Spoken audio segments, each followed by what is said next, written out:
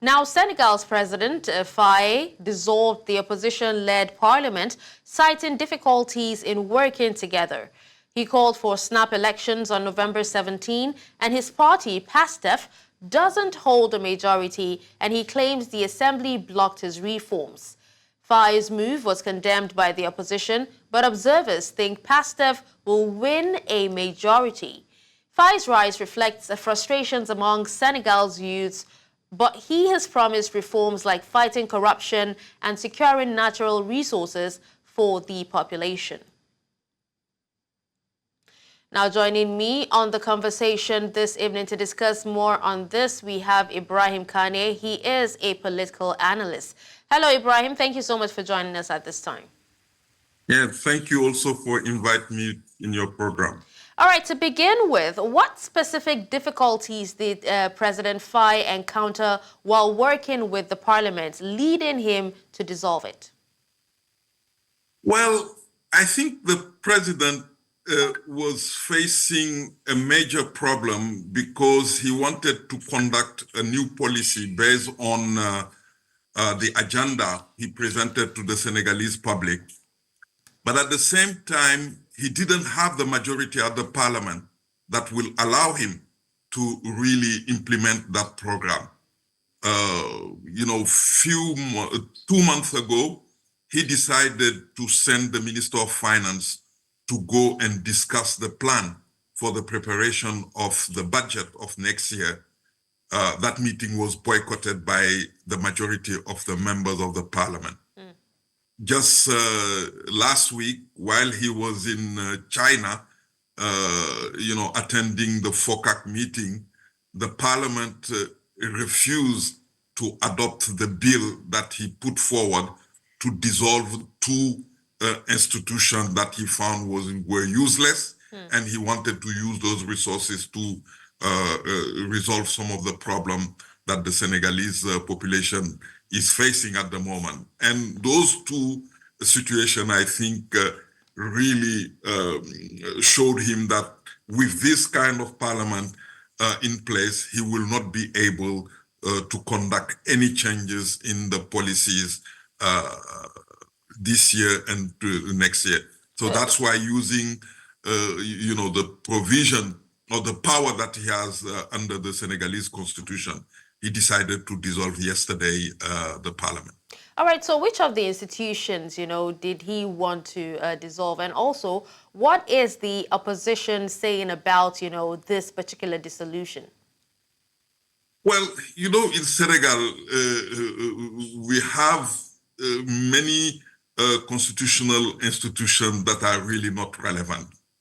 We have what we call the Conseil économique et social, the Economic and Social Council, which in theory is an institution that should advise the government on issues, but in practice is just a place where you put the people that supported you, people who are useless for the country, but who are useful for any politician who wants to win election. So, and these bodies are really, really eating a lot of money. For the two bodies, I think the estimate was about 75 billion CFA, which is 150 million US dollars for their budget. So he wanted to use that amount of money to really try to sort out many other problems in Senegal. I'm not even talking about the day-to-day problems, but you see in Senegal recently, young people are just trying to do everything to leave the country because they think that this country cannot sort out their problem and they want to find their way elsewhere, probably in Europe and so. So there was a lot of tension and pressure on the government to find solution, and the parliament was not also playing, the games. When I say playing the game, parliament was not really performing its own duty. Because I think in a situation like this, even if the parliament is not in the same agenda than the government, there are spaces to have a conversation, to discuss issues, and to try to sort them out. Of course. But I think these two political parties or these two coalitions, they were, since 2021, they were fighting each other. And I think what happened yesterday is just the last sequence of a combat between them. And I think it's not yet over because we are heading into a campaign, and the campaign may be very violent, very clear, because both of them are populist organizations, have populist agenda. So we'll see what will happen. Okay, Ibrahim, you talked about, the youths in Senegal, leaving the country because they feel there's nothing in store for them, talking about brain drain. How does President Fayes' promise of a systemic transformation reflect his anti-establishment platform? This is a very interesting question. Since they came to power, the rhetoric was systemic transformation, systemic changes, systemic. But at the end of the day, when you ask them, what are the elements of that systemic transformation, you don't get answer. Even recently, the president said that it's only at the end of next year that he will present to the Senegalese population what he called the Senegalese Agenda 2050, meaning that the reality of the moment is that they don't have any elaborated project for the Senegalese people. They are just trying to run the country on the daily basis and trying to find solutions. That's why if you see the president decided to organize what they call the Assize of the Justice System. They want to organize one on the transport, they want to organize one on the health. It's just a kind of strategy allowing the government to occupy the space, but and meanwhile, people are trying to develop a new strategy. But this is not working because the reason Senegalese voted massively for Diomaye Faye was that they were fed up with Macky Sall's system and they want changes in their society. This is a country where, according to our recent census, 52% of the population is less than 19 years old. And 300,000 people every year come to the work market and only less than 10,000 people can get a job. And the poverty has reached a level that will not allow families even to eat and so and so. So this creates really a very, very big tension in the country. They try to reduce, the prices of some of the commodities, but it didn't work. So now they are trying to move the question into a political question, because yesterday in his speech, he was talking about the corruption level in the country that is not also allowing them to find the resources. So the next few months, you will see a lot of cases going to court, but this, all these cases on corruption can take years.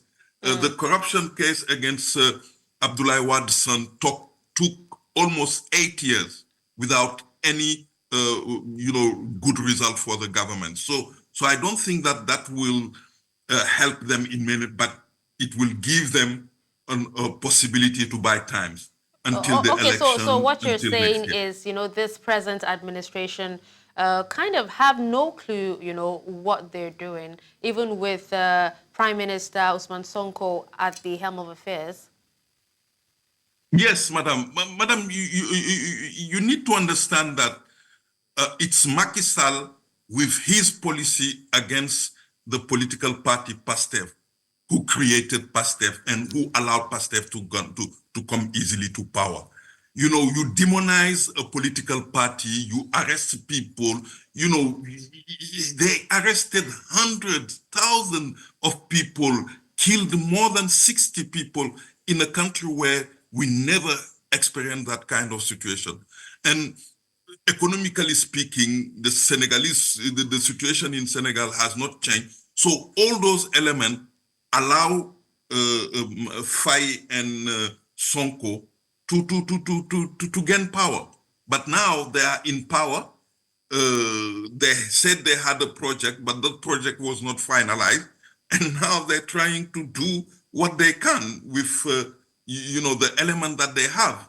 This is so true that just last week, when the Prime Minister of Spain came to Senegal to try to negotiate a new deal about all this so-called irregular migration, the discourse of the Senegalese government was completely not different from the discourse of the previous one. They're all saying we need to stop these young people to go. But we all know that that is not the solution. We all know that mobility has always been an important element in the Senegalese society. So trying to stop these young people from going outside of the country cannot be possible. Of course. But because they don't have any strategy, any policy on migration, Senegal doesn't have a policy on migration. So they have to make this kind of decision that will allow them just to buy time. All right. That cannot really help us to move forward. All right, now let's go back to the dissolution. Now, I know you've actually given some reasons why, President Faye decided to dissolve parliament, but what role did the opposition's coalition cancellation of the budgetary debate play in Faye's decision to dissolve the parliament? Interesting question. This is the third time in the Senegalese political history after independence that we change president and we change majority. The first two situation, Abdoulaye Wade, when he came to power in 2000, he didn't have the majority at the parliament, but he worked with the majority at the parliament for 1 year, trying to vote legislation, to vote the budget and everything, and it worked. It worked because all of them were of the view that, Senegal is more important than our own parties, and we need to do everything to make sure that, life continues in the country. And when Abdoulaye Wade was, seated enough, he decided to dissolve the parliament and to have new election and got a big majority. Macky Sall did the same when he came to power because Abdoulaye Wade people were the majority. But this time, what makes the struggle, the situation complicated, as I mentioned to you, since 2021, these two coalitions were fighting each other. And they were fighting each other in the way that was never seen in our country, in our society. Remember, the whole, directorate of the PASTEF party was arrested. PASTEF as a party was dissolved. But because they choose other way to fight, because they choose other way to resist, finally, they came back to power and regain all this legitimacy within the society.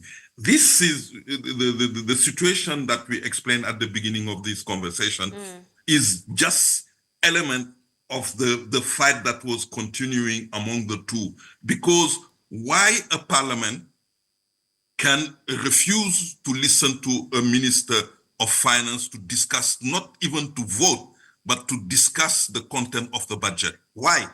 It's simply because they don't want to see this government to perform.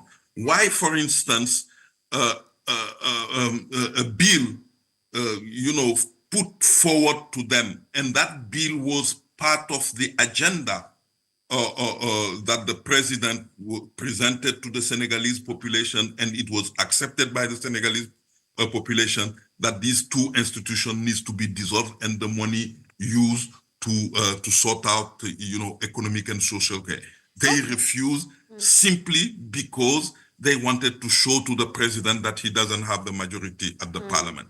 So I think that mortal combat was ended yesterday with... Is that the reason for the president's accusation of the opposition of perjury? You know, is that the reason why he accused them of perjury? Because, you know, there seems to be so much political tensions in Senegal. And also, does this actually lead to concerns about his leadership?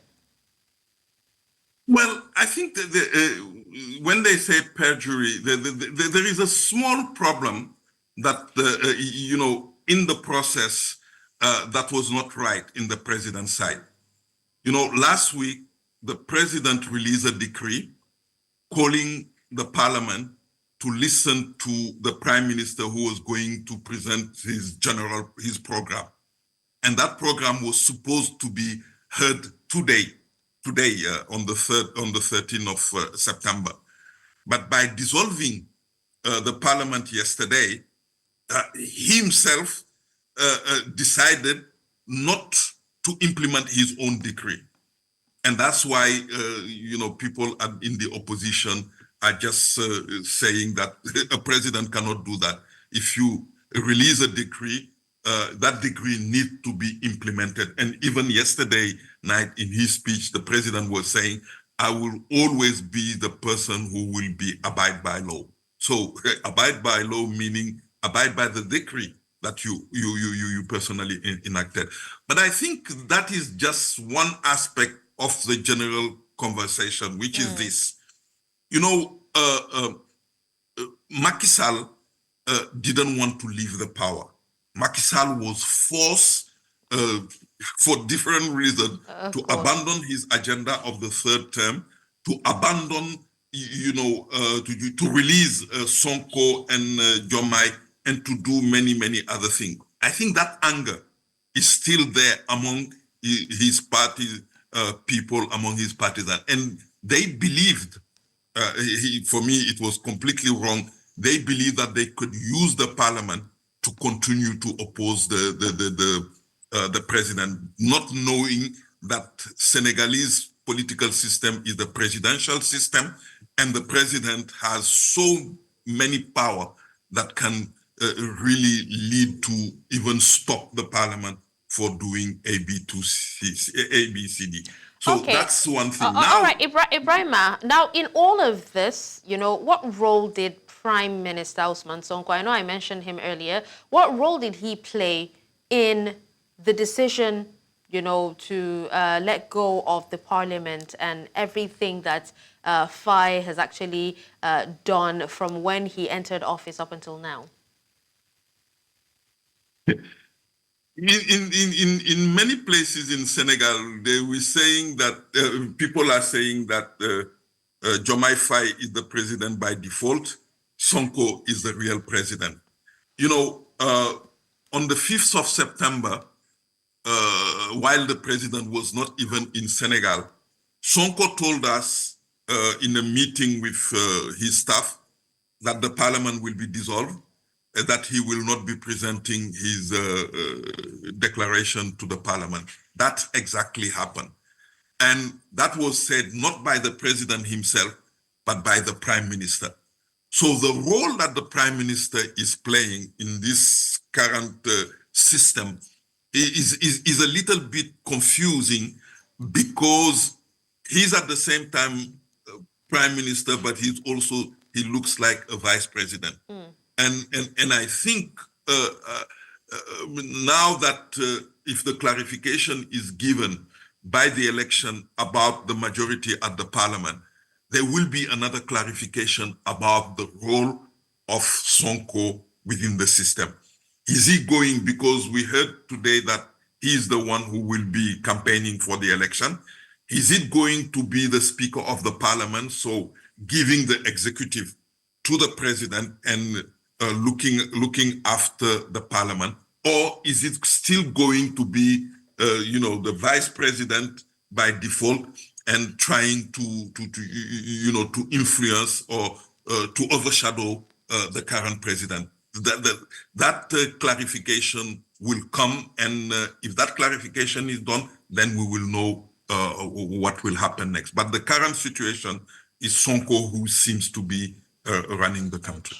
All right, now speak to us on the risks of Faye's snap election strategy, for his own political future and also the future of Senegal.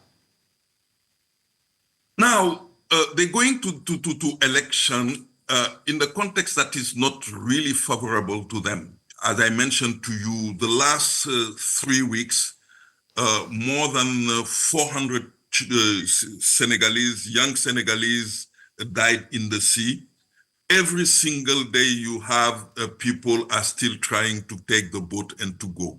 It has a political meaning. It has a political signification. It means that people are unhappy and people, despite the fact that they elected a young president, the young president is not really dealing with their problem. Is that going to be reflected in the result of the election? We don't know at the moment. We also know that the angle that Sonko is going to use but during this campaign, because they mentioned it yesterday, is going to say the people who we toppled, the Macky Sall and his people, they are corrupt. They have, used the resources of the country as they wanted, and we need to fight corruption. We need to get. I'm not quite sure that that strategy will work, given the fact that, fighting against corruption has always been in this country and without any big result, because it takes a long time. You, Nigerian, you know about it. It's not easy to fight corruption, and that cannot be an agenda in a country. And lastly, for me, the question is, which response to the present needs of the youth? In Senegal, you will laugh maybe, we have not yet finished the 2022-2023 year at the university. The university system is completely down, completely up and down. The school system, the education system in general is not working. Job in the country don't exist because our economic system completely collapsed. We thought that because we discover gas and oil, those gas and oil will help us to sort out our problem. But it's so complicated, and we are not getting even enough resources from that gas and oil from the beginning to sort out our problem. You know that Sonko decided to renegotiate all these contracts, and so because he found that those contracts were not really fair. But negotiating contract is also a complicated business, so it's quite difficult. So I think in Sonko's side, they have difficulties, but in the opposition side also, they have difficulties because people know who they are. People don't want to see them anymore in power. Now, in this particular context, who next? Because currently the opposition that participated to the rest of the opposition that participated to the election, they are completely silent, almost dead. So are they going to be resuscitated during this campaign? Maybe. But I think at the end of the day, Sonko and his people may win, but that win will not sort out immediate problem of Senegal. It will just it won't sort out the pressing development challenges and also priorities as well, will it? Exactly. And then we will see, because I think the Senegalese situation is a compelling situation for the whole West Africa. We have a young population. That young population want to see change, but change through the mechanism that exists now is not happening. It's not happening very fast to really help the youth to feel being part of the society. And this can even also jeopardize our democratic system, because we resisted. Senegal is seen as a solid democratic system, but for me, it's also a very fragile democratic system, because yes, we don't think that a military coup will happen, and so, but this society can explode, and if it explodes, if those who are in the extreme that will maybe took over the power, and dictatorship can start in that way. And nobody wants in this country to have a dictatorship system. And I hope the politicians understand that, and that they will try. We will see by the number of coalition that will be formed to participate in the election, to see if people are really keen enough to create a parliament that will discuss the real problem of the country, and a parliament that will try to really help the country to move the boundary of poverty, the boundary of democracy, and make our country an example in the region. Absolutely, Ibrahima. Now, just before we go, and while we want you to give us your final thoughts, also tell us if you feel the dissolution of Parliament will impact the timeline of passing the budget for next year.